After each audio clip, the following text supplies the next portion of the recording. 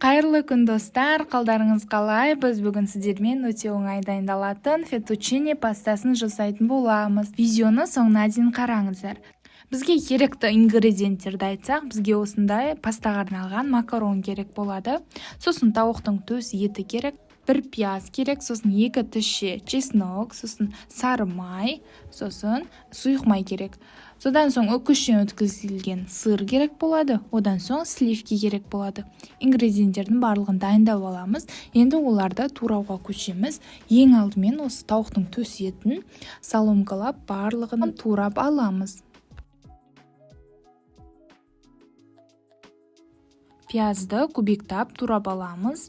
Үлкен кубиктасаңыздар да, кішкентай қылсаңыздар да өздеріңіздің қалауларыңыз.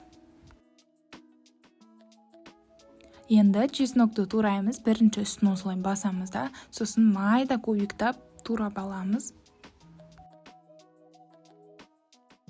Пастамызға қосатын макаронымызды суға пісіріп аламыз. Суға тұз, май салсаңыздар да болады. Міне осылай әп-әдемі қылып пісіріп дайын қылып қоямыз. Орташа отта жанып тұрған газдың үстінде сковородкамызды қоямыз да, оның үстіне сұйық майды, сары майды салып, оның қызғанын күтетін боламыз. Біздің майымыз қызғаннан кейін жаңағы турап алған тауықтың төс етін үстіне саламыз да, жақсылап тұрып қуырып аламыз.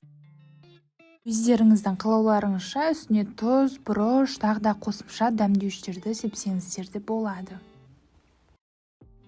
Тауықтың еті осылай қуырылғаннан кейін үстіне пиязды, чеснокты салып, тағы да әбден жақсылап тұрып қуырып аламыз.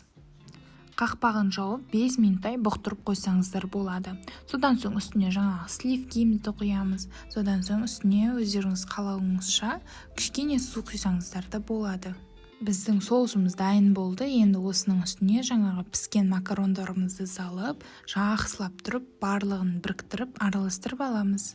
Енді үстіне сырды саламыз да, қақпағын 1-2 минутқа жауып бұқтырып қоямыз. Міне біздің пастамыз осымен дайын, өте дәмді болып шығады.